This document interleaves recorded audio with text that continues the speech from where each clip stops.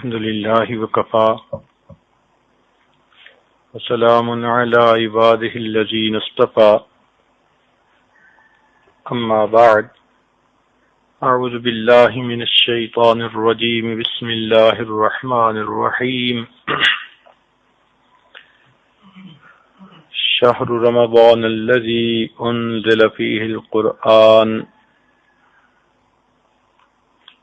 سبحان ربك رب العزة عما يصفون وسلام على المرسلين والحمد لله رب العالمين اللهم صل على سيدنا محمد وعلى آل سيدنا محمد وبارك وسلم اللهم صل على سيدنا محمد وعلى آل سيدنا محمد وبارك وسلم اللهم صل على سيدنا محمد وعلى آل سيدنا محمد وبارك وسلم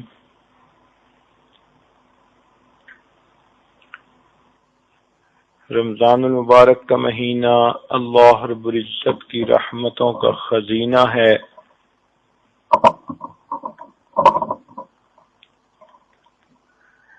جتنی بھی آسمانی کتابیں نازل ہوئیں سب کی سب رمضان المبارک میں نازل ہوئیں۔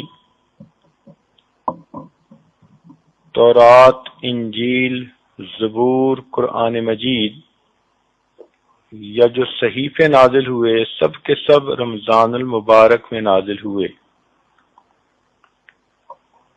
اس لیے یہ مہینہ اللہ رب العزت کی خصوصی رحمتوں کا مہینہ ہے۔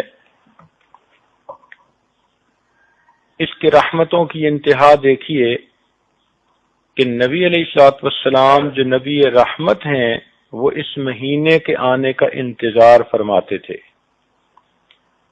چنانچہ ایک دعا نبی علیہ السلام نے فرمائی، اللہم بارک لنا فی رجب و شعبان وبلغنا رمضان، اے اللہ ہمیں رجب اور شعبان میں برکت عطا فرما اور بخیریت ہمیں رمضان المبارک تک پہنچا۔ اللہ رب العزت کے محبوب جس مہینے تک پہنچنے کی تمنا فرماتے ہوں اس مہینے کی برکتوں کا اندازہ تو اسی سے ہی ہو سکتا ہے۔ کتابوں میں لکھا ہے کہ سلف صالحین 6 مہینے تک رمضان کے آنے کی یعنی دعائیں مانگا کرتے تھے، اور جب رمضان المبارک وہ خوب عبادت کے ساتھ گزار لیتے تو بقیہ 4-5 مہینے اللہ رب العزت سے اس کی قبولیت کی دعائیں مانگتے تھے۔ اس حد تک رمضان المبارک کا ان کے ہاں اہتمام تھا کہ جب کسی بندے کی بزرگی کا بات کرنی ہوتی تو کہتے کہ فلاں بندے نے تو زندگی کے اتنے رمضان گزارے، اس کے تو درجات بہت بلند ہیں۔ امام ربانی حضرت مجدد ثانی رحمۃ اللہ علیہ فرماتے ہیں کہ کشف کی نظر سے اولیاء اللہ نے اللہ تعالی کی رحمتوں کی بارش کو اترتے جب دیکھا تو پتہ چلا کہ سال کے باقی مہینوں کی رحمت دریا کی مانند ہے، جبکہ رمضان المبارک کی رحمتیں سمندر کی مانند ہیں جس کا کوئی کنارہ ہی نظر نہیں آتا۔ اس لیے وہ اپنے ایک مکتوب میں فرماتے ہیں کہ رمضان مبارک کا مہینہ انسان کے باقی سال کے لیے ایک نمونے کی مانند ہے، ایک اسپیسیمن کی مانند ہے۔ جس بندے نے رمضان مبارک جس طرح سے گزارا اللہ تعالیٰ اس کو بقیہ سال اس طرح گزارنے کی توفیق عطا فرما دیتے ہیں۔ مثال کے طور پر اگر کوئی عورت چاہے کہ میں تہجد گزار بن جاؤں تو اس کو چاہیے کہ رمضان المبارک میں تہجد کی پابندی کرے۔ جو چاہے کہ میں اپنی آنکھوں کی حفاظت کروں اس کو چاہیے کہ رمضان المبارک میں اپنی آنکھوں کی حفاظت کرے۔ جو چاہے کہ میں اپنی زبان کی حفاظت کر لوں رمضان المبارک میں زبان کی حفاظت کر لے، جو عمل رمضان المبارک میں استقامت کے ساتھ وہ کرے گی، اللہ رب العزت اپنی رحمت، اپنی قدرت، مشیت سے بقیہ سال اس عمل کو کرنے کی توفیق عطا فرما دیں گے۔ حضرت علی رضی اللہ تعالیٰ نے فرمایا کرتے تھے کہ اگر اللہ رب العزت نے نبی علیہ الصلوۃ والسلام کی امت کو عذاب دینا ہوتا تو نہ رمضان عطا فرماتے نہ سورہ اخلاص عطا فرماتے۔ یہ دو ایسی نعمتیں ہیں، ایک رمضان المبارک اور ایک قرآن مجید میں قل هو اللہ احد والی صورت۔ وہ فرماتے تھے کہ ان دو چیزوں کو دینے کے بعد یوں معلوم ہوتا ہے کہ اللہ رب العزت نبی علیہ السلام کی امت کو عذاب دینے کا ارادہ نہیں رکھتے۔ نبی علیہ الصلوۃ والسلام نے ایک مرتبہ شعبان کے آخری دن میں صحابہ کرام کو خطبہ دیا اور ان کو بتایا کہ تمہارے اوپر ایک رحمت کا مہینہ آ رہا ہے جس کے روزے کو اللہ تعالیٰ نے فرض فرمایا اور رات کی عبادت کو اللہ تعالیٰ نے اپنے قرب کا ذریعہ بنایا۔ نبی علیہ السلام نے فرمایا کہ یہ شہر المواسات ہے، غمخاری کا مہینہ، ہمدردی کا مہینہ۔ یعنی انسان روزہ رکھتا ہے، بھوکا پیاسا رہتا ہے تو نعمتوں کی قدر آتی ہے، دل میں احساس ہوتا ہے کہ جو لوگ عام سال کے دوران بھوکے پیاسے رہتے ہیں ان پر کیا گزرتی ہے، جن کے بچے بھوکے پیاسے رہتے ہیں اس ماں باپ پہ کیا گزرتی ہے۔ تو انسان کے دل میں دوسروں کا احساس پیدا ہوتا ہے تو وہ دوسروں کے ساتھ ہمدردی کرتا ہے، اور یہی انسانیت ہے۔ چنانچہ حدیث پاک کا مفہوم ہے کہ قیامت کے دن اللہ تعالیٰ ایک بندے سے فرمائیں گے، اے میرے بندے، میں بھوکا تھا تو نے مجھے کھانا نہیں کھلایا، میں پیاسا تھا تو نے مجھے پانی نہیں پلایا، میں بیمار تھا اور تو نے میری بیمار پرسی ہی نہیں کی۔ تو وہ بندہ بڑا حیران ہو کر پوچھے گا کہ اے پروردگار، آپ ان تمام چیزوں سے بلند و بالا ہیں، منزہ اور مبرہ ہیں، یہ کیسے ہو سکتا ہے کہ آپ کائنات کے خزانوں کے مالک ہوں اور آپ بھوکے پیاسے ہوں؟ اللہ تعالیٰ جواب میں فرمائیں گے کہ اے میرے بندے، فلاں موقع پر تیرا ایک ہمسایہ بھوکا تھا، پیاسا تھا، اگر تو اسے کھلا پلا دیتا تو ایسے ہی ہوتا جیسے تو نے مجھے کھلایا پلایا ہوتا، اگر تو اس بیمار کی بیمار پرسی کرتا تو ایسے ہی ہوتا جیسے تو نے میری بیمار پرسی کی ہوتی۔ اس وقت انسان کی آنکھ کھل جائے گی کہ اللہ رب العزت کے ہاں ایک دوسرے کے ساتھ الفت و محبت کی زندگی گزارنے کا کیا مقام ہے۔ تو یہ مہینہ غمخاری کا مہینہ ہے۔ اب ذرا سوچئے کہ جس مہینے کا نام ہی غمخاری کا مہینہ، اگر اس مہینے میں کوئی اللہ کی نیک بندی اللہ تعالیٰ کے سامنے اپنے غم کرے، اپنی پریشانیاں بیان کرے، اپنے دکھڑے سنائے، اپنی مشکلات کی تفصیل بتائے تنہائیوں میں بیٹھ کر دعا میں، تو پروردگار عالم اس کی غمخاری کیوں نہیں فرمائیں گے؟ جس مہینے کا نام ہی غمخاری کا مہینہ، تو معلوم ہوا کہ ہم غم زدوں کے لیے خوشی کی بات ہے ہم اپنے غم تہجد کے بعد اور تنہائیوں میں اپنے پروردگار کے سامنے دامن پھیلا کر بیان کریں۔ وہ پروردگار جس نے بندوں کو غمخاری کا حکم دیا، وہ پروردگار خود بھی اپنے بندوں کی غمخاری فرمائے گا۔ اس مہینے میں نیکی کا اجر زیادہ کر دیا جاتا ہے۔ چنانچہ اگر کوئی آدمی ایک فرض پر عمل کرے تو 70 فرض کے برابر اجر ملتا ہے، نفلی عمل کرے تو غیر رمضان میں گویا فرض پر عمل کرنے کے برابر اجر ملتا ہے۔ حدیث پاک میں ہے کہ اللہ تعالیٰ جبریل علیہ السلام کو بھیجتے ہیں فرماتے ہیں کہ جاؤ اور سرکش شیاطین کو قید کر دو تاکہ وہ میرے محبوب کی امت کے روزہ داروں کے روزوں کو خراب نہ کر سکیں۔ تو گویا بڑے بڑے شیاطین تو قید ہو گئے اور ان کو سمندر میں پھینک دیا جاتا ہے باندھ کے۔ اب اگر نیکی کے راستے میں کوئی رکاوٹ ہے تو یا تو وہ چھوٹے چھوٹے شیطان ہیں جن کو شتونگڑے کہتے ہیں، یا پھر ہمارا اپنا نفس ہے۔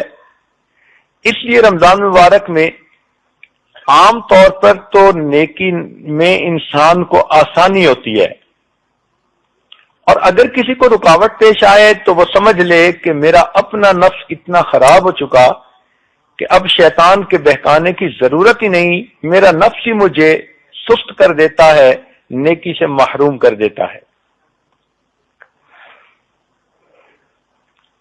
یہ بھی حدیث پاک میں آیا کہ جو بندہ روزہ رکھتا ہے تو اللہ تعالیٰ کی مخلوق اس کے لیے مغفرت کی دعائیں کرتی ہے، فرشتے بھی دعا کرتے ہیں، وَيَسْتَغْفِرُونَ لِلَّذِينَ آمَنُوا۔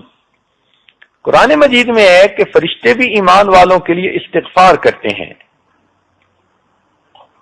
اور ہوا میں پرندے، پانی میں مچھلیاں اور بلوں کے اندر چیونٹیاں روزہ داروں کی مغفرت کی دعائیں کرتی ہیں۔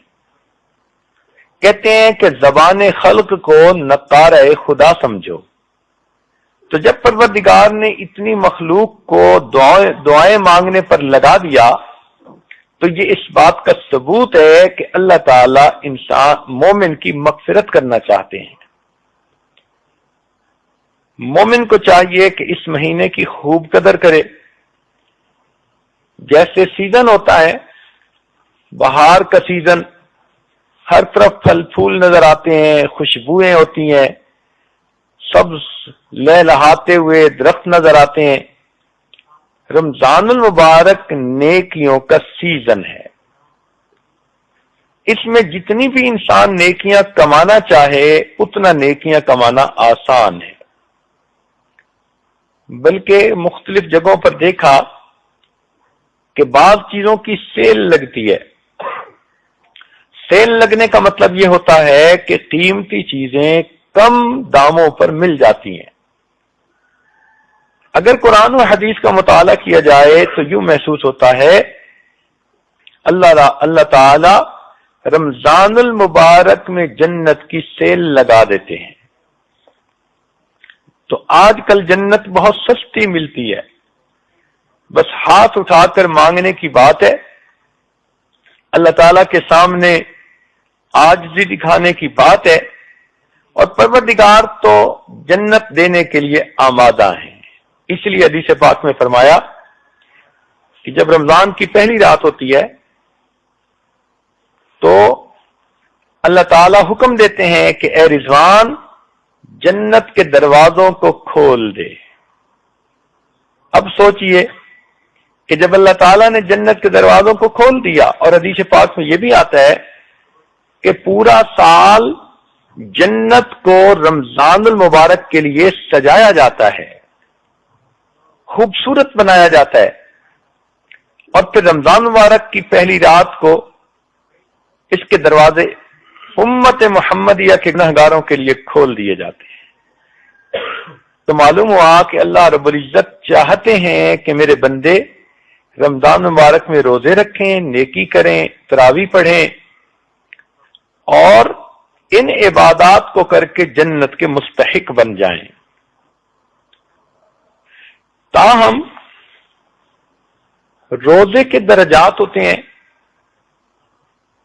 ایک تو یہ ہے کہ انسان سارے دن میں نہ کھائے نہ پیے اور نہ جماع کرے، تو اس انسان نے بھی روزہ رکھ لیا، لیکن اس کو عوام الناس کا روزہ کہتے ہیں۔ ایک اس سے بلند درجے کا روزہ ہے، اس کو خواص کا روزہ کہتے ہیں، خاص لوگوں کا روزہ، اولیاء کا روزہ۔ یہ وہ لوگ ہوتے ہیں جو کھانے پینے اور میاں بیوی والے کام سے بھی پرہیز کرتے ہیں، اور مزید یہ کہ اپنے جسم کے اعضاء کو گناہوں سے بچاتے ہیں۔ آنکھ کا پرہیز، کان کا پرہیز، زبان کا پرہیز، تو سارے اعضاء کو گناہوں سے بچاتے ہیں، تو ان کا روزہ اور بلند درجے کا روزہ ہوتا ہے۔ اور ایک تیسرا درجہ ہے جس کو کہتے ہیں اقصى الخواص کا روزہ، بہت ہی بڑے اولیاء کا روزہ، عارفین کا روزہ۔ یہ وہ لوگ ہیں جو کھانے پینے اور جماع سے بھی پرہیز کرتے ہیں، جسم کے اعضاء کو گناہوں سے بھی بچاتے ہیں، اور سارے دن میں ایک لمحہ اپنے دل کو اللہ سے غافل بھی نہیں ہونے دیتے۔ یہ سب سے اعلیٰ درجے کا روزہ ہے۔ دیکھیں نا، ایک من وزن ہو لوہے کا، چاندی کا یا سونے کا، تو وزن تو ایک جیسا، لیکن ایک من لوہے کی قیمت اور ہے، چاندی کی قیمت اور ہے، اور سونے کی قیمت کچھ اور ہے۔ تو روزہ تو سب نے ایک ہی دن میں رکھا، مگر جس نے عام لوگوں کا روزہ رکھا اس کو لوہے کا بھاؤ دے دیں گے، جس نے صالحین کا روزہ رکھا اس کو چاندی کا بھاؤ دے دیں گے، اور جس نے عارفین کا روزہ رکھا ان کو سونے کا بھاؤ عطا فرمائیں گے۔ اور اگر روزہ رکھ کر گناہ کرتے رہے، ٹی وی سکرین کے تماشے دیکھے، گانے سنے، غیبتیں کی، لوگوں کے دل دکھائے، تو پھر ایسے پر مٹی کا بھاؤ بھی نہیں لگائیں گے۔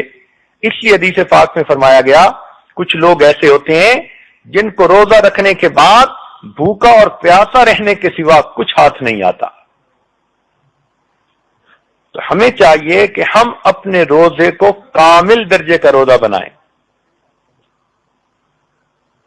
ام المومنین فرماتی ہیں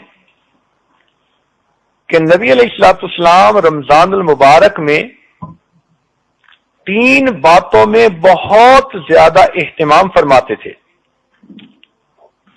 ایک تو یہ کہ نبی علیہ الصلوۃ والسلام رمضان مبارک میں دعاؤں میں بہت زیادہ گریہ و زاری فرماتے تھے، دعاؤں میں بہت زیادہ گریہ زاری فرماتے تھے۔ اور دوسری بات کہ نبی علیہ الصلوۃ والسلام بہت زیادہ عبادت میں مجاہدہ فرماتے تھے۔ اور تیسری بات کہ نبی علیہ الصلوۃ والسلام اپنے اللہ تعالی کے راستے میں مال کو خرچ کرتے تھے کہ جس طرح بھاگنے والا کوئی گھوڑا ہوتا ہے، اس طرح نبی علیہ الصلوۃ والسلام اللہ تعالیٰ کے راستے میں خوب خرچ کیا کرتے تھے۔ تو 3 چیزوں میں بہت واضح تبدیلیاں نظر آتی تھی۔ تاہم رمضان المبارک میں قبولیت دعا کے بڑے اوقات ہیں۔ ایک بات پہ ذرا غور کیجئے گا، ساری مستورات ذرا توجہ سے بات سنیں، ایک نقطہ سمجھانا مقصود ہے۔ اگر بالفرض کوئی اللہ کا بڑا کامل ولی، کوئی بڑا عارف، کوئی بڑا نیک متقی پاک باز انسان آپ کو یہ بتائے کہ مجھے کشف میں یا خواب میں یہ بتایا گیا ہے کہ اس وقت آپ جو دعا مانگیں گی وہ قبول ہوگی، یہ قبولیت دعا کا وقت ہے، تو یہ بات سن کر آپ کیسے دعا مانگیں گی؟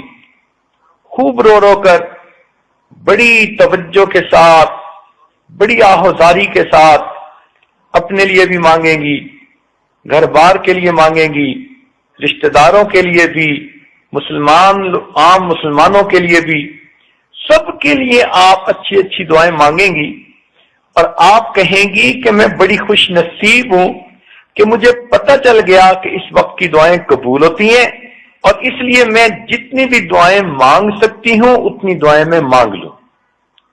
اگر ولی کے کہنے پر آپ کی یہ کیفیت ہے تو ولیوں کے سردار، فرشتوں کے سردار، انبیاء اور رسولوں کے سردار حضرت محمد مصطفیٰ احمد مجتبی صلی اللہ علیہ وسلم نے ارشاد فرمایا کہ روزہ دار آدمی افطار کے وقت میں جو دعا کرتا ہے اللہ تعالیٰ اس کی دعاؤں کو قبول فرماتا ہے۔ تو اب ہمیں افطار کے وقت کتنے اہتمام سے دعا مانگنی چاہیے؟ ہماری زبانیں جھوٹی صحیح، ہماری زبانیں کالی صحیح، مگر محبوب نے سچی زبان سے فرما دیا، اللہ رب العزت ان کی اس سچی زبان کی لاج رکھتے ہوئے ہم گناہگاروں کی جھوٹی زبانوں سے نکلی دعاؤں کو بھی قبول فرما لیں گے۔ اگر کسی آدمی کا بیٹا کوئی کمٹمنٹ کر دے نا تو باپ اس کی لاج رکھ لیتا ہے، تو کیا خیال ہے کہ اگر نبی علیہ الصلوۃ والسلام نے فرما دیا تو اللہ رب العزت اپنے محبوب کی لاج نہیں رکھیں گے؟ ایک اور نقطہ سمجھ لیجئے کہ شریعت نے حکم دیا کہ اگر کوئی مزدور کسی کے گھر میں مزدوری کرے اور وقت ختم ہو تو اس بندے کو چاہیے کہ وہ اس کا پسینہ خشک ہونے سے پہلے اس کو مزدوری دے دے۔ اب جب شریعت ہم کمزوروں کو یہ حکم دیتی ہے کہ ہم مزدور کا پسینہ خشک ہونے سے پہلے اس کو مزدوری دے دیں، تو کیا خیال ہے کہ جس بندے نے اللہ رب العزت کے لیے سارا دن مزدوری کی، روزہ رکھا، بھوکا رہا، پیاسا رہا، تکلیف اٹھائی، اب جب اس کی افطاری کا وقت ہوگا تو کیا اللہ تعالیٰ اس کو فوراً مزدوری نہیں عطا فرمائیں گے؟ فرق اتنا ہے کہ جس مزدور کو ہم گھر میں لاتے ہیں کام کرنے کے لیے، ہم اس کے ساتھ مزدوری طے کر لیتے ہیں کہ بھئی اتنا تمہیں دیں گے، تم ہمارا یہ کام کر دو، تو کام کرنے کے بعد ہم اس کو پیمنٹ کر دیتے ہیں۔ لیکن جو بڑے ہوتے ہیں وہ طے نہیں کرتے، وہ کہتے ہیں جتنا کہو گے دے دیں گے۔ اسی لیے اللہ رب العزت نے بھی یہی معاملہ فرمایا کہ اے میرے پیارے محبوب کی امت کے روزے دارو، تم میرے لیے روزہ رکھو اور جب افطاری کا وقت ہوگا تو میں تمہیں منہ مانگا انعام دوں گا، جو تم مانگو گے میں پروردگار تمہارے مانگنے کے مطابق تمہیں عطا کروں گا۔ مانگنا تمہارا کام ہے اور تمہارے دامن کو بھر دینا یہ میرا کام ہے۔ اس لیے فرمایا کہ روزہ دار کی دعائیں قبول ہوتی ہیں۔ حدیث پاک میں یہ فرمایا، اس کا کیا مطلب کہ اللہ تعالی روزے دار کو افطاری کے وقت میں منہ مانگا انعام عطا فرماتے ہیں۔ اچھا، اگر کوئی بندہ اس وقت انعام مانگے ہی نہ تو اس کو کیا ملے گا؟ اور ہماری عورتوں کا بہت ساریوں کا یہی حال کہ افطاری کی چیزیں بنانے میں اور دسترخوان سجانے میں ایسی مشغول ہو جاتی ہیں کہ ان کو بتانا پڑتا ہے کہ جی روزے کی افطاری کا وقت ہو چکا، اب تم بھی افطار کر لو۔ اس کا مطلب ہے کہ یہ وہ مزدور ہے جس نے مزدوری تو کی، مگر جب دینے والے نے کہا کہ کتنا چاہیے تو اس کو مانگنا ہی یاد نہیں تھا۔ اس سے بڑی غفلت اور کیا ہو سکتی ہے؟ عورتوں کو چاہیے کہ اپنے خامدوں کو یہ بات سمجھائیں کہ افطاری کی ہر چیز آدھا گھنٹہ وقت سے پہلے تیار ہو کر دسترخوان پہ پہنچ جائے گی، اور آخری آدھا گھنٹہ بجائے اس کے کہ ہم کچن میں چولہے پہ کھڑی ہوں اور کبھی ایک چیز تلی جا رہی ہے، کبھی دوسری چیز پک رہی ہے، اس میں لگنے کی بجائے یہ آدھا گھنٹہ، یہ 20 منٹ، یہ 15 منٹ مصلی پر بیٹھ کر اللہ رب العزت سے دعائیں مانگیں۔ عورتیں اپنے گھر کے سب بچوں کو اپنے پاس بٹھا لیا کریں اور معصوم بچوں کو کہیں کہ وہ بھی ہاتھ اٹھائیں اور دعا مانگیں۔ اگر بڑوں نے گناہ کیے تو چھوٹے تو معصوم ہیں، کیا پتا ان کے معصوم ہاتھوں کے اٹھنے پر ہی اللہ کو رحم آ جائے اور اللہ تعالیٰ آپ کی دعاؤں کو قبول فرما لے۔ تو اس لیے عورتوں کو چاہیے کہ افطاری کے اس وقت کی قدر کریں، اور اگر کسی گھر میں ایک ہی عورت ہے اور اس کے لیے کھانا پکانا بنانا بھی ضروری ہے تو دعا تو دل سے مانگی جاتی ہے، ہاتھ سے تو نہیں مانگی جاتی۔ ہاتھ کام کاج میں مشغول ہو اور اس حالت میں بھی آپ اپنے دل ہی دل میں اللہ سے دعا مانگ رہی ہو، تو گویا آپ بھی اپنے رب سے اس وقت میں منہ مانگا انعام حاصل کر سکتی ہیں۔ اچھا، آپ سے اگر کوئی پوچھے کہ آپ کی کوئی پریشانی ہو تو اس کو ختم کر دیتے ہیں، تو آپ سب سے پہلے بتائیں گی جی میری یہ بھی پریشانی، یہ بھی پریشانی، یہ بھی پریشانی، ایک فہرست گنوا دیں گی پریشانیوں کی، اور پھر کہیں گی کہ اگر یہ سب پریشانیاں ختم ہو جائیں تو بس مجھے سکھ کا سانس نصیب ہو جائے۔ تو جب اللہ تعالیٰ منہ مانگا انعام دینا چاہتے ہیں تو آپ افطاری کے وقت میں اپنے سب دکھ، اپنے سب غم، اپنی سب پریشانیاں اپنے رب کو سنایا کریں، اپنے رب کے سامنے پیش کیا کریں۔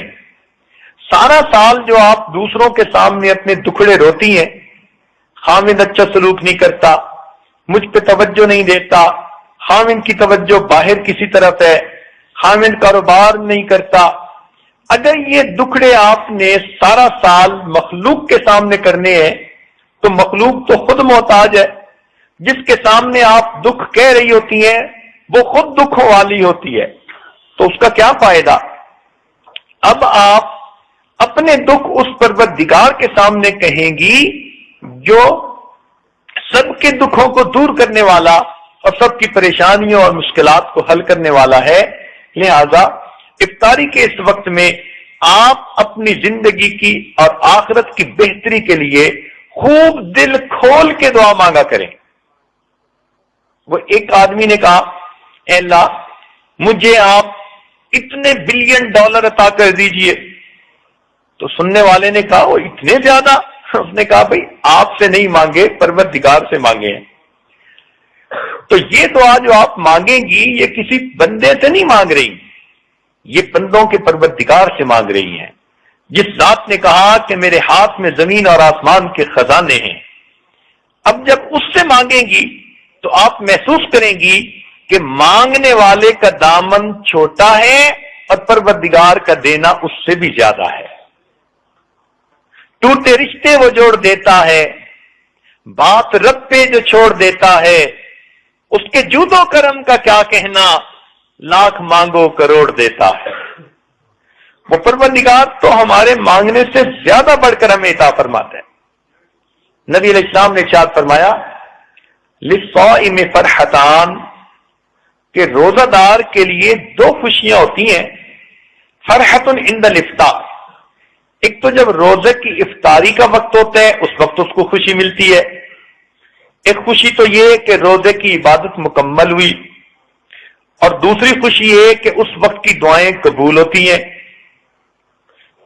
اور ایک فرمایا فرحت عند لقاء الرحمن، کہ جب قیامت کے دن روزے دار آدمی اللہ رب العزت سے ملے گا تو اس وقت بھی اس کو خوشی نصیب ہوگی۔ کیوں خوشی ہوگی؟ اللہ رب العزت اس کا استقبال فرمائیں گے۔ چنانچہ حدیث پاک میں ہے کہ کچھ لوگ ایسے ہوں گے قیامت کے دن اللہ تعالیٰ کے سامنے کھڑے ہوں گے، یہ اللہ تعالیٰ کو دیکھ کر مسکرائیں گے اور پروردگار ان کو دیکھ کر مسکرائیں گے اور ان کا استقبال فرمائیں گے۔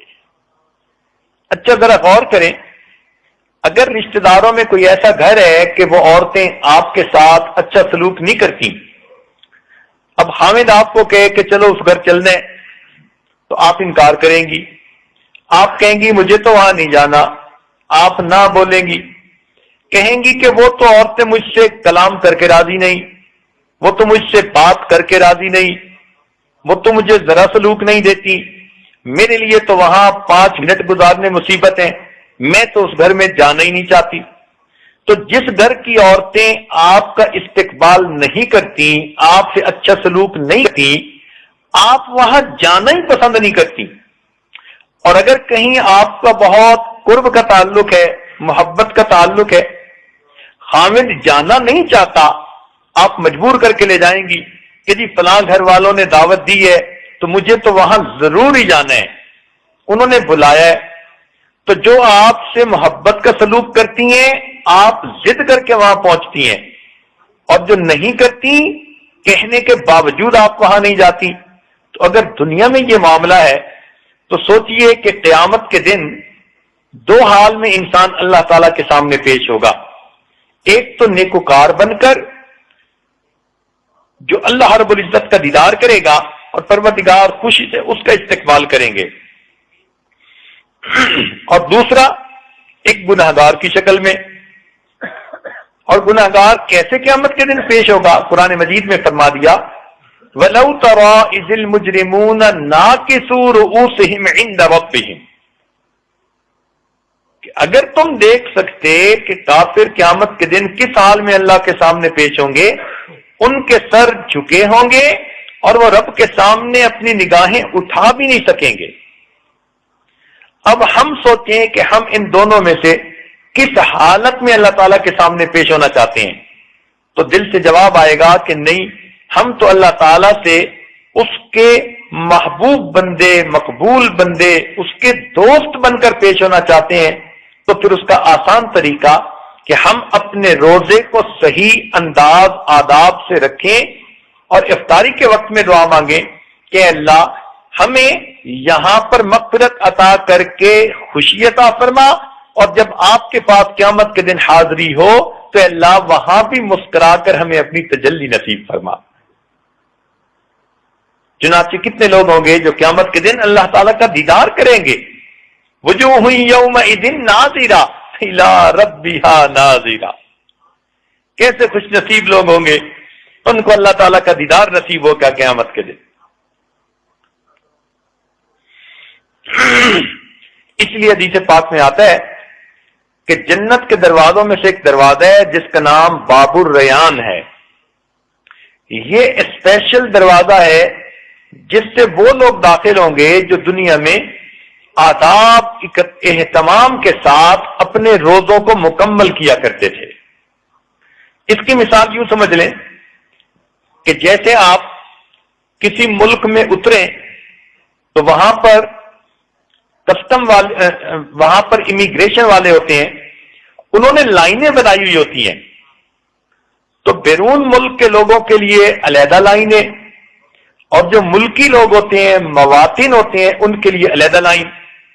تو مواطن لوگ بہت جلدی نکلتے چلے جاتے ہیں، نہ ان کو کاغذ بھرنے پڑتے ہیں، نہ کچھ اور زیادہ سلسلہ، نہ پوچھ گچھ ہوتی ہے، نہ کوئی ویزے کی چیکنگ.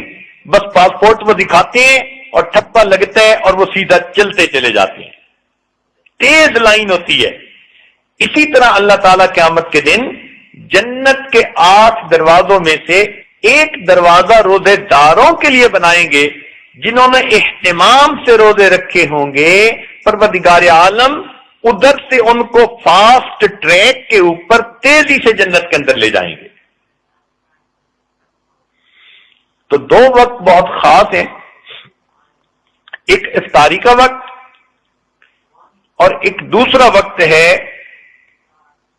جس کو سحری کا وقت کہتے ہیں. ایک مرتبہ نبی علیہ الصلوۃ والسلام نے بنی اسرائیل کے احوال بتائے اور فرمایا کہ 4 بنی اسرائیل کے لوگ ایسے تھے کہ جنہوں نے 80 سال اللہ تعالیٰ کی ایسی عبادت کی کہ ایک لمحہ کے لیے بھی نافرمانی نہ کی. تو صحابہ کرام نے جب یہ سنا تو ان کے دل میں حسرت ہوئی کہ کاش ہمیں بھی اتنی لمبی زندگی عبادت گزاری والی مل جاتی. تو ان کی اس کیفیت کو دیکھ کر رب کریم نے سورۃ القدر نازل فرمائی، جس میں فرمایا کہ اس میں ایک رات ایسی ہے جس کو لیلۃ القدر کہتے ہیں، اس کی عبادت لیلۃ القدر خیر من الف شہر، اس کی عبادت 1000 مہینوں کی عبادت سے بھی زیادہ بہتر ہے. اب 1000 مہینوں کے اگر سال بنائے تو 83 سال سے کچھ اوپر بنتا ہے. اس کا مطلب یہ ہوا کہ جو بندہ رمضان المبارک کی اس رات میں عبادت کا ثواب پا لے گا، اس نے گویا 83 سال کی عبادت کا ثواب پا لیا. اب آج کل ہماری اوسط عمریں، ایوریج عمریں 60 اور 70 کے درمیان ہیں. 80 تک تو مشکل سے ہی لوگ پہنچتے ہیں. تو گویا ایک رات کی عبادت ایک طرف اور ساری زندگی کی عبادت ایک طرف. تو جب اتنا خاص معاملہ ہے تو ہر مومن کے دل میں یہ تڑپ ہونی چاہیے کہ ہمیں لیلۃ القدر میں ثواب عبادت کرنے کا نصیب ہو جائے۔ یہ کون سی رات ہے اس کے بارے میں ہمیں نہیں معلوم، مگر حدیث پاک میں کچھ اشارے کر دیے گئے ہیں۔ ایک تو یہ فرمایا گیا کہ یہ سال کی کوئی رات ہو سکتی ہے، دوسرا فرمایا کہ یہ رمضان المبارک کی رات ہوتی ہے، تیسری جگہ فرمایا کہ رمضان مبارک کے آخری 10 دنوں میں سے کوئی رات ہوتی ہے، اور ایک حدیث پاک میں فرمایا گیا کہ آخری 10 دنوں میں سے جو طاق عدد ہیں وہ رات ہوتی ہے، یعنی 21، 23، 25، 27، 29 ان میں سے کوئی رات ہوتی ہے۔ زیادہ روایتیں اسی کی ہیں۔ اب اس عشرہ میں لیلۃ القدر کو تلاش کرنے کے لیے اعتکاف بیٹھتے ہیں، اس لیے معتکف ہر رات میں قیام اللیل کریں تاکہ ان کو لیلۃ القدر میں قیام کا ثواب نصیب ہو جائے۔ اب یہ رات کون سی ہے اس بارے میں ہم کچھ نہیں کہہ سکتے، تاہم بزرگوں نے کہا کہ اللہ رب العزت کو 7 کا عدد پسند ہے، آسمان بھی 7 ہیں، زمینیں بھی 7 ہیں، انسان کے اعضاء جن سے وہ اللہ کے سامنے سجدہ ریز ہوتا ہے وہ بھی 7 ہیں، اور 7 طرح کا جسمانی رزق دیا۔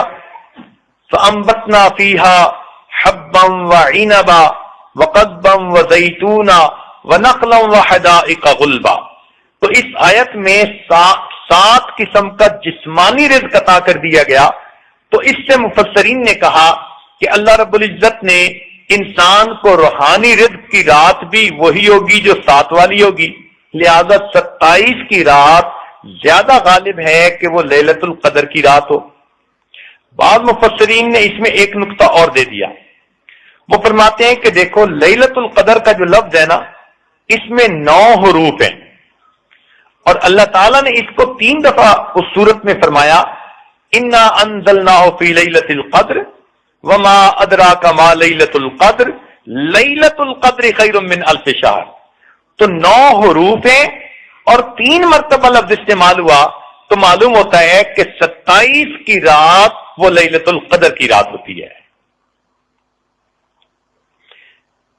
اس رات میں اللہ رب العزت کی طرف سے بڑی مومنوں کے لیے رحمتیں اور برکتیں ہوتی ہیں، چنانچہ مومنوں پر اللہ تعالی کی طرف سے سلام اترتے ہیں، سلامتی کے پیغام جبریل علیہ السلام فرشتوں کراتے ہیں،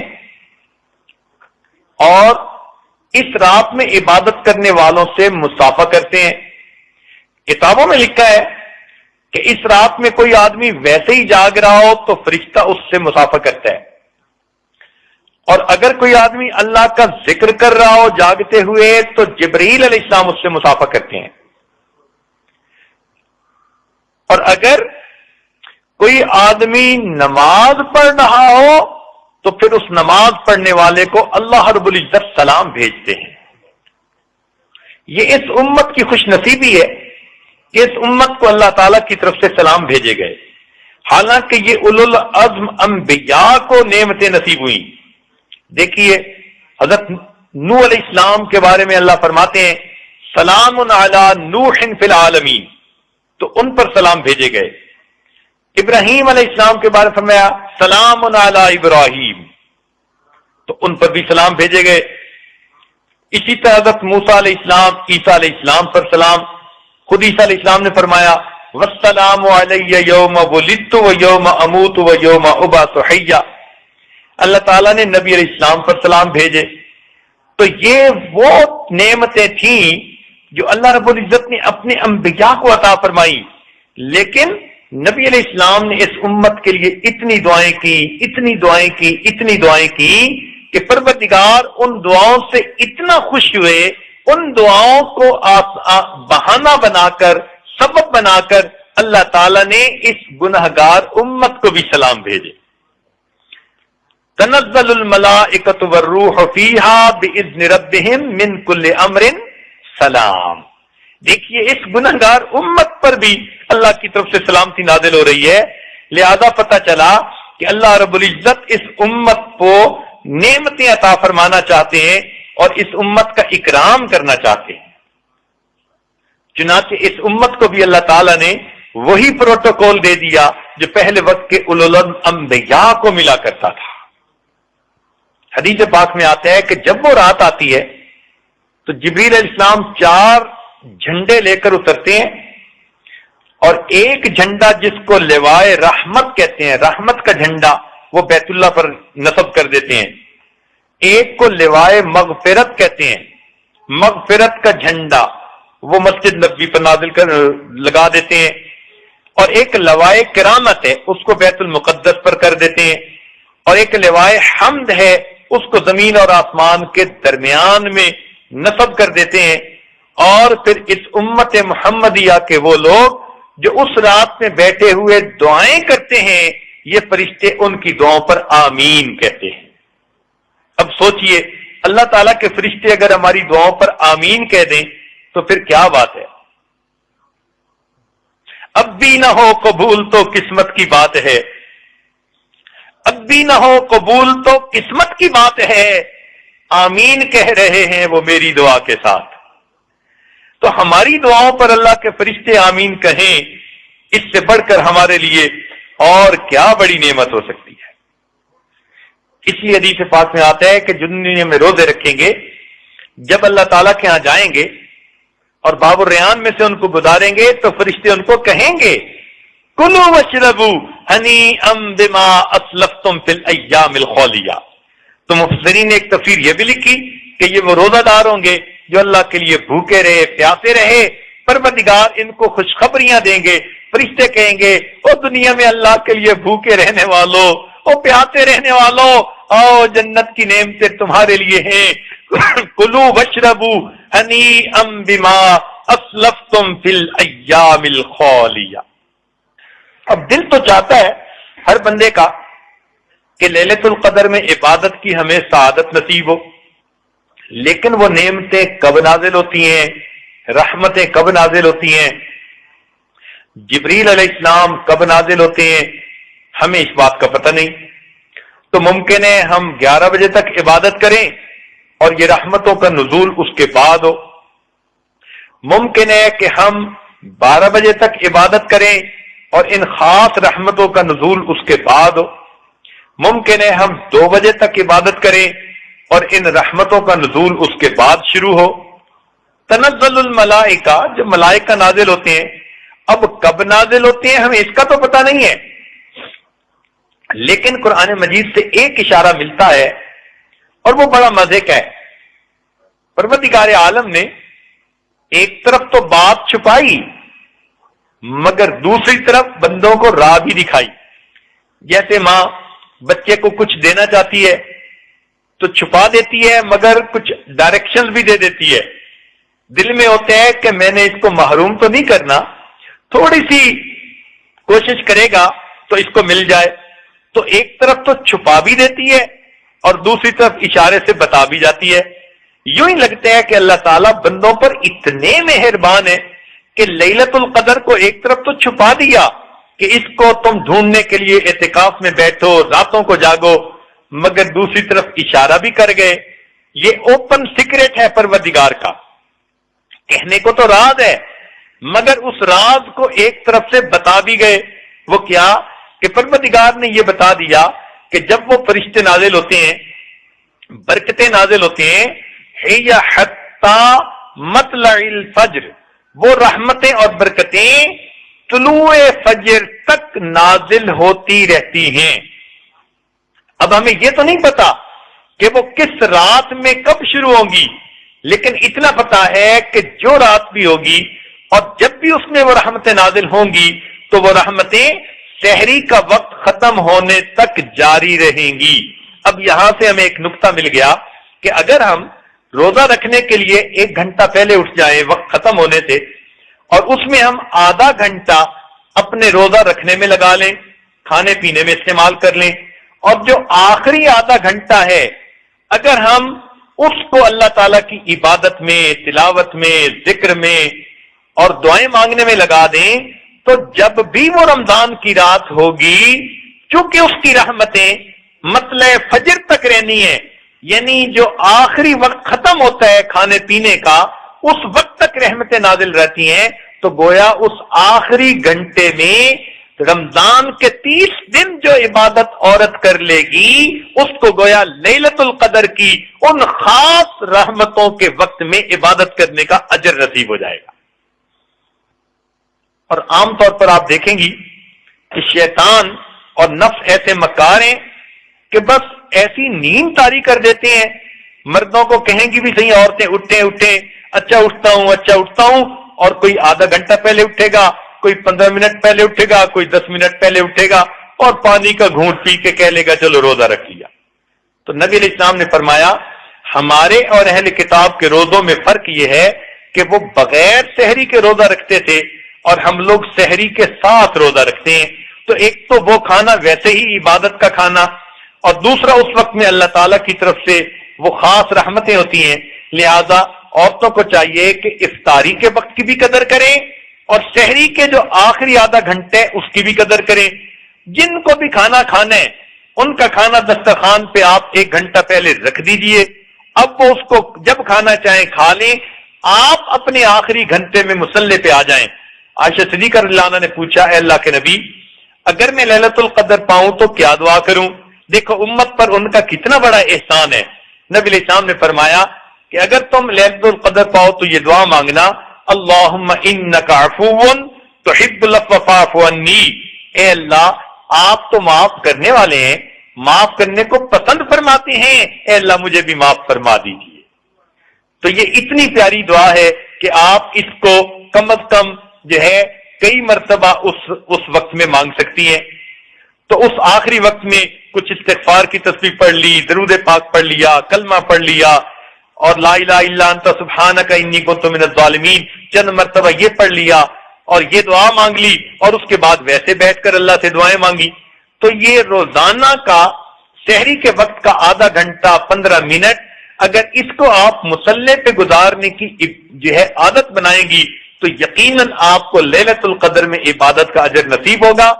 ہمیں ہر سال رمضان مبارک کے بعد کتنے مردوں عورتوں کے خطوط ملتے ہیں اور وہ لکھتے ہیں کہ ہم نے رمضان مبارک میں افطاری کے وقت دعا کا اہتمام کیا، سحری کے وقت دعا کا اہتمام کیا، ہماری یہ دعائیں بھی قبول ہوئیں، یہ بھی ہو گئی، اللہ نے میری یہ مراد پوری کر دی۔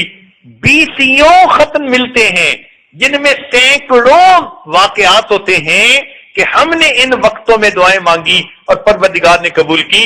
لہذا اب ہمارے بعد مردوں عورتوں کو جو تعلق والے ہیں یہ حال ہو چکا کہ وہ سارے سال میں رمضان کا انتظار کرتے ہیں، ان کے دل میں پکا یقین بیٹھ چکا کہ رمضان المبارک میں ہم افطاری سحری کے اس وقت میں اگر دعاؤں کا اہتمام کریں گے تو پروردگار ہماری دعاؤں کو ضرور قبول فرمائیں گے۔ تو اس لیے آپ کو یہ ایک اچھی راز کی بات بتا دی، اگر آپ اس میں اپنے رب کے سامنے دعائیں مانگیں گی تو انشاءاللہ نہ آپ کو آج کے بعد تعویذوں کی ضرورت پڑے گی، نہ کسی ٹونے کی ضرورت پڑے گی، نہ کسی عملت کی ضرورت پڑے گی، کسی عامل کے پاس جانے کی ضرورت ہی نہیں۔ اپنے رب کو دل کا حال سنا دیجئے، رب کریم دلوں کی کیفیت کو بدل دیں گے اور اللہ رب العزت آپ کو مرادیں عطا فرما دیں گے۔ رمضان مبارک کے ان دنوں میں اللہ رب العزت سے خوب مانگیں، یہ ذہن میں رکھنا کہ آپ جس حال میں بھی ہیں اس حال میں اللہ تعالیٰ سے مانگنے کی محتاج ہے۔ یہ نقطہ بھی ایک کھولنا ضروری۔ ایک خاتون کہنے لگی کہ جی میں تو دعا مانگتی نہیں، نمازیں پڑھتی ہوں۔ خط میں لکھا، اس نے پوچھا بھائی کیوں؟ کہنے لگی جی اللہ تعالیٰ کا سب کچھ دیا ہوا ہے۔ اب وہ بیچاری یہ سمجھتی تھی کہ محبت کرنے والا خاوند مل گیا، اچھا گھر مل گیا، کاروبار مل گیا اور اولاد بھی مل گئی اپنی من مرضی کی، لہذا سب نعمتیں مل گئی، اب مجھے اور مانگنے کی کیا ضرورت ہے؟ تو یہ غلط فہمی ہے۔ انسان زندگی کے کسی حال میں بھی ہو وہ اللہ تعالیٰ سے مانگنے کا محتاج ہے۔ کیسے؟ یا تو وہ آدمی اللہ تعالیٰ کی نیکی والی زندگی گزار رہا ہوگا، تو اگر کوئی آدمی نیکی پرہیزگاری کی زندگی گزار رہا ہے تو وہ اس بات کا محتاج ہے کہ کہ اپنے ان عملوں کی قبولیت کی دعا اللہ سے مانگے. بھئی نیک عمل کر لینے سے تو کام نہیں ہو جاتا جب تک کہ وہ اللہ کے ہاں قبول نہ ہو. تو جو آدمی نیکی کے حال میں ہے وہ اللہ رب العزت سے اس نیکی کی قبولیت کی دعا مانگنے کا محتاج ہے. جو آدمی گناہوں میں پھنسا ہوا ہے وہ اللہ تعالیٰ سے توبہ کی توفیق مانگنے کا محتاج ہے. اے اللہ مجھے ان گناہوں سے توبہ کی توفیق عطا فرما. کوئی آدمی اگر خوشحالی کی کیفیت میں ہے، کھلا رزق ہے، عزتیں ہیں، خوشیاں ہیں، تو وہ اللہ تعالیٰ کا شکر ادا کرنے کا محتاج ہے. اس لیے کہ اگر شکر کریں گے تو اللہ ان نعمتوں کو سلامت رکھیں گے، بڑھائیں گے. وَلَئِن كَفَرْتُمْ، اگر ناشکری کریں گے، ان عذابی لشدید، جو پروردگار نعمتیں دینا جانتا ہے وہ پروردگار نعمتیں لینا بھی جانتا ہے. تو اگر کوئی خوشحالی کے حال میں ہے تو وہ اللہ تعالیٰ سے شکر ادا کرے تاکہ اللہ تعالیٰ اسی حال میں پوری زندگی اس کو عطا فرما دے. اور کوئی اگر تنگ دستی کے حال میں ہے تو وہ اللہ تعالیٰ کے سامنے صبر کرے اور دعائیں مانگے تاکہ پروردگار اس کو صبر عطا فرما دے اور اللہ تعالیٰ اس کی تنگ دستی اور مشکل کے حالات کو آسان فرما دے. تو معلوم ہوا کہ انسان دنیا میں کسی حال میں بھی ہو وہ اللہ تعالیٰ سے مانگنے کا محتاج ہے. تو جب اللہ تعالیٰ سے مانگنا ہی ہے تو پھر خوب مانگیں. رمضان مبارک کا مہینہ اللہ تعالیٰ کو حال دل سنانے کا مہینہ ہے، اللہ تعالیٰ کو منانے کا مہینہ ہے. اس مہینے میں اللہ تعالیٰ کو خوب منا لیجیے، دعائیں مانگیے، لمبے سجدے کیجیے، اللہ تعالیٰ کے سامنے لمبے نمازیں پڑھیے، تلاوت کے بعد مانگیے. مانگنا ہمارا کام ہے، پروردگار عطا فرما دیں گے. وہ تو پروردگار دینا چاہتے ہیں. ذرا ایک توجہ سے بات اور بھی سنتی جائیے، آپ کو بہت کام آئے گی. کہ اگر اللہ تعالیٰ نے آپ کو شادی کے بہت سالوں کے بعد، بڑی دعاؤں کے بعد، بڑی تمناؤں کے بعد خوبصورت بیٹا عطا کیا تو اب آپ کو بیٹے سے کتنی محبت ہوتی ہے. اتنی محبت کہ آپ بیٹے پہ جان چھڑکتی ہیں، بیٹے کا دکھ برداشت نہیں کر سکتی. ذرا تکلیف ہو تو آپ کو ایسے لگتا ہے کہ جیسے میرے اپنے ساتھ کچھ ہو رہا ہے. بیٹے کے ساتھ آپ کو اتنا پیار. اب بتائیے کہ اگر آپ کا وہ 2-3 سال کا چھوٹا پیارا معصوم سا بچہ ہے، اگر کوئی بندہ اس بچے کے لیے بد دعا مانگے تو آپ سننا برداشت کریں گی؟ ہرگز نہیں. کوئی بد دعا مانگ کے تو دیکھے، فوراً بولیں گی کون ہوتے ہو میرے بیٹے کے لیے بد دعا کرنے والے. آپ برداشت کر ہی نہیں سکتی، چاہے وہ آپ کا کتنا قریبی رشتہ دار کیوں نہ ہو. آپ فوراً کہیں گی خبردار میرے بیٹے کے لیے ایسے لفظ استعمال کیے. آپ بیٹے کو سینے سے لگائیں گی اور کہیں گی اللہ اس کو بد دعا سے بچائے. تو آپ اپنے بیٹے کے لیے بد دعا سننا ہی گوارا نہیں کرتی جو اتنی چاہتوں کے بعد آپ کو بیٹا ملا. اچھا ایسا ہو سکتا ہے کہ اس بیٹے کے لیے آپ خود بد دعا مانگے؟ یہ کیسے ہو سکتا ہے؟ یا کوئی بد دعا مانگے اور آپ اس کی بد دعا پر آمین کہہ دیں؟ یہ تو ہو ہی نہیں سکتا. ماں کیسے برداشت کر سکتی ہے اس کے بیٹے کے لیے کوئی بد دعا کرے اور پھر یہ اس بد دعا کے اوپر آمین کہہ دے؟ اس کا دل کبھی بھی برداشت نہیں کر سکتا. ماں تو وہ ہوتی ہے جو دکھ بھی بچوں کے برداشت کرتی ہے تو بھی اس کی منہ سے اولاد کے لیے دعائیں نکل رہی ہوتی ہیں. تو یہ تو ممکن ہی نہیں. اچھا اگر آپ کی یہ حالت ہے کہ بیٹے کے لیے آپ کے کوئی بد دعا مانگے تو آپ اس کی دعا پر کبھی بھی آمین نہیں کہہ سکتی، تو سنیے اور ذرا دل کے کانوں سے سنیے. حدیث پاک میں آتا ہے، بخاری شریف کی روایت، کہ ایک مرتبہ جبریل علیہ السلام نے بد دعا کی، برباد ہو جائے وہ شخص جس نے رمضان کا مہینہ پایا اور اس نے اپنے گناہوں کی مغفرت نہ کروائی. اور نبی علیہ السلام نے یہ دعا سن کر آمین کہہ دی. اب اول تو جبریل علیہ السلام کی بد دعا ہی بہت کافی. آپ بد دعا سے کتنا ڈرتی ہیں؟ عام سی عورت اگر کوئی بد دعا کر دے تو آپ کہتی ہیں اس کو دے دو بد دعا نہ دے دے. فقیر کی بد دعا سے ڈرتی ہیں، غریب کی بد دعا سے ڈرتی ہیں، اتنا بڑا حق چھوڑ دیتی ہیں بد دعا سے ڈرتے ہوئے. تو اگر عام گناہگار بندے کی بد دعا سے آپ اتنا ڈرتی ہیں تو جبریل علیہ السلام تو اللہ کے مقرب فرشتے ہیں، پھر ان کی بد دعا سے کیوں نہیں ڈرتی ہیں؟ اور پھر جبریل علیہ السلام کی بد دعا پر اللہ کے محبوب نے آمین کہہ دیا، اب اس بد دعا سے کیوں نہ ہم ڈریں؟ سمجھ نہیں آتی کہ اللہ رب العزت کے محبوب نے آخر آمین کیسے کہہ دی؟ حالانکہ نبی علیہ السلام کی عادت مبارکہ تو یہ ہے کہ جب آپ طائف کے سفر پر گئے اور وہاں کے لوگوں نے ایمان قبول نہیں کیا اور انہوں نے بچے پیچھے لگا دیے، تو ان لڑکے بچوں نے نبی علیہ السلام پر پتھر پھینکے اور آپ کے جسم مبارک سے خون آ گیا، آپ کے نالین مبارک بھر گئے، آپ انگوروں کے ایک باغ میں تھک کر بیٹھ گئے۔ اس وقت اللہ کے فرشتے حاضر ہوتے ہیں، اے اللہ کے نبی، انہوں نے آپ کی بے قدری کی، ہم فرشتے ہیں پہاڑوں کے، آپ اجازت دیجئے ہم پہاڑ ٹکرا کر ان کو درمیان میں کچل کے رکھ دیں گے۔ دوسرے فرشتے نے کہا میں ہواؤں کا انچارج ہوں، آپ اجازت دیجئے ہم ان کی بستی کا نام و نشان مٹا دیں گے۔ اللہ کے محبوب نے ان کافروں کے لیے بھی بد دعا نہ فرمائی، بلکہ فرمایا کہ ممکن ہے ان کی اولادوں میں سے کوئی ایسا ہو جو دین کو قبول کرنے والا ہو، اور یہ کہا اللہم اہد قومی فانہم لا یعلمون، اللہ میری قوم کو ہدایت دیجئے، یہ میرے مقام کو پہچانتی نہیں ہے۔ تو جو نبی رحمت کافروں کے لیے بھی بد دعا نہیں فرماتے تھے، آخر انہوں نے مومنوں کے لیے بد دعا پر آمین کیسے کہہ دی؟ تو محدثین نے اس کا جو ہے جواب لکھا، وہ فرماتے ہیں کہ اللہ رب العزت رمضان المبارک میں بندے کو اتنا جلدی معاف کر دیتے ہیں، آسانی سے معاف کر دیتے ہیں، معافی بہانے ڈھونڈتے ہیں، اتنا آسانی سے بندہ اپنی مغفرت حاصل کر سکتا ہے کہ جو بندہ غفلت میں پڑا رہے اور اللہ کی طرف رجوع ہی نہ کرے، نہ روزے رکھے، نہ تراویح پڑھے، نہ زندگی میں تبدیلی آئے، رمضان غیر رمضان میں کوئی فرق ہی نہ رہے، ایسا بندہ جو رمضان کی رحمتوں سے بالکل محروم ہو، تو واقعی اس نے پھر اللہ تعالیٰ کی بے قدری کی کہ اللہ تعالیٰ تو اتنا اس کو مغفرت کرنے کے لیے تیار تھے، بہانے بنا دیے تھے، اس نے رب کی رحمتوں سے ذرا فائدہ نہ اٹھایا۔ پھر ایسا بے قدرہ بندہ واقعی بدبخت نہیں تو اور کون ہے؟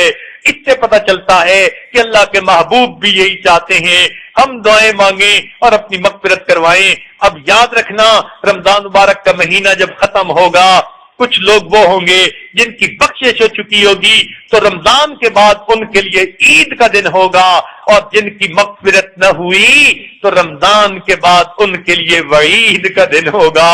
محبوب کی بد دعا لگے گی، جبرائیل علیہ السلام کی بد دعا لگے گی۔ سوچئے تو صحیح، اپنے ہی عمل اتنے برے ہیں کہ ہم نے پہاڑوں جیسے بوجھ گناہوں کے سر پہ اکٹھے کر لیے، اور اس پر اگر فرشتوں کی بد دعا لگے اور اللہ کے محبوب کی بد دعا لگے تو پھر ہمارا کیا حال ہوگا؟ اس لیے ہمارے پاس دوسری کوئی آپشن ہی نہیں ہے، ایک ہی راستہ ہے کہ رمضان مبارک کے وقت کی قدر کرتے ہوئے، ان محفلوں کی قدر کرتے ہوئے ہم اللہ سے مغفرت مانگیں۔ خیال کیجئے کہ جب آپ یہاں پروگرام کے لیے آتی ہیں، آخر کئی سو عورتیں ہوتی ہیں، ان کئی سو عورتوں میں کوئی تو اللہ کی نیک بندی بھی ہوگی، کوئی تو پاک دامنی کی زندگی گزارنے والی بھی ہوگی، کوئی تو پردہ دار بھی ہوگی، کوئی تو اللہ کی پسندیدہ بھی ہوگی۔ اگر اس ایک بندی کے ہاتھ اٹھے اور اللہ کی اس کی دعا قبول ہوئی، اس کی برکت سے اللہ تعالیٰ باقی سب کی دعاؤں کو بھی قبول فرما لیں گے۔ حدیث پاک میں آتے ہیں، نبی علیہ السلام نے ایک مرتبہ بات فرمایا، وعظم بلیغا، ایسا پرتاثیر واز تھا کہ صحابہ کرام کے دل سے بڑا اثر ہوا۔ ایک صحابی اونچی آواز سے رونے لگ گئے۔ نبی علیہ السلام نے محفل کے بعد فرمایا، ان کا رونا اللہ کو اتنا پسند آیا، ان کی وجہ سے محفل کے جتنے لوگ تھے سب کے گناہوں کی مغفرت کر دی گئی۔ سبحان اللہ، اگر محفل میں ایک کا رونا رب کو پسند آ جاتا ہے، اللہ تعالیٰ باقی سب کی دعائیں بھی قبول کر لیتے ہیں۔ تو یہ تو اللہ تعالیٰ نے ہمیں 10 دن نعمت عطا فرمائی۔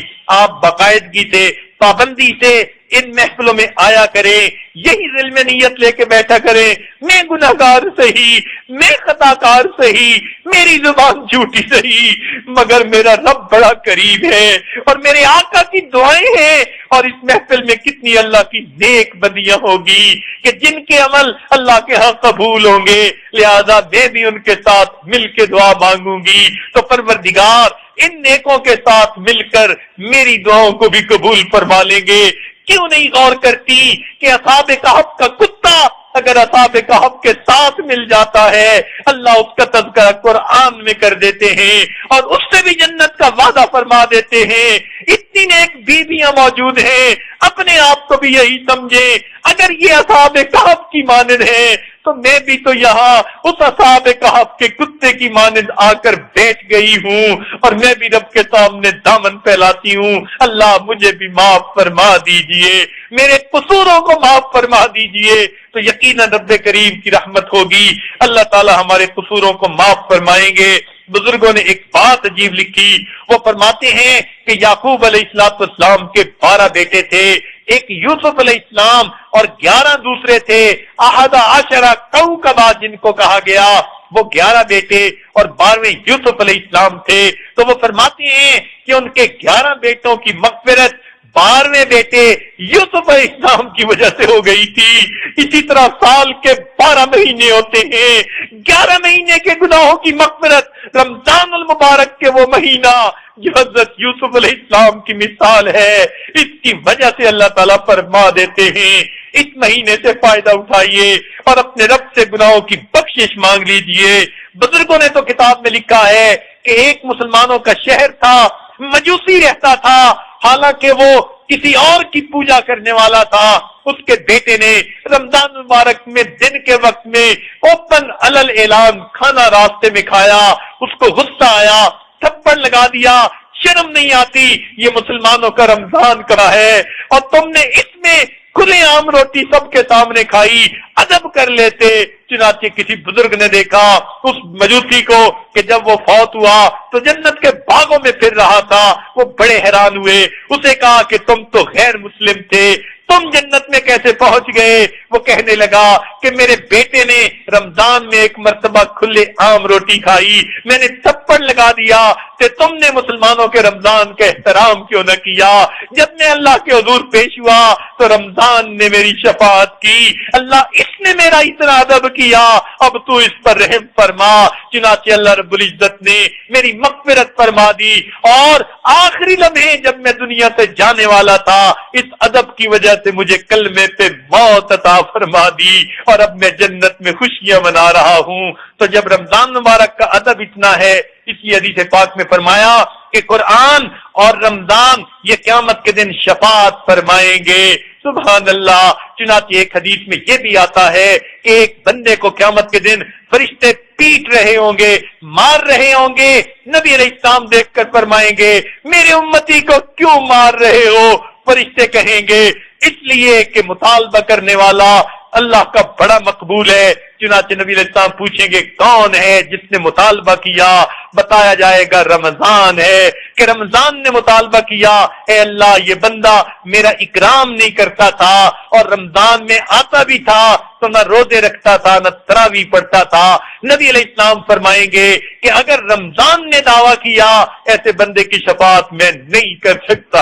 اب سوچئے تو صحیح، اگر رمضان المبارک کا ہم نے ادب نہ کیا اور اس میں مغفرت نہ کروائی اور قیامت کے دن محبوب نے بھی یہی کہہ دیا کہ تم نے رمضان پایا اور اپنی مغفرت نہ کروائی، آج میں تمہاری شفاعت نہیں کرتا، پھر ہمارا کیا بنے گا؟ رب کریم ہم پر احسان فرمائے اور رمضان مبارک کے اوقات میں ہماری مغفرت فرمائے۔ چنانچہ ایک کتاب میں عجیب بات پڑھی، لکھا ہوا تھا کہ جو عورت رمضان المبارک میں اپنے خاوند کو راضی کر لیتی ہے اللہ تعالیٰ قیامت میں اس کو حضرت بی بی مریم کی صحبت میں جانے کی توفیق عطا فرمائیں گے۔ لہذا یہ بھی ایک نقطہ کسی کتاب میں پڑھا تھا، آپ کی خدمت میں پیش کر دیا۔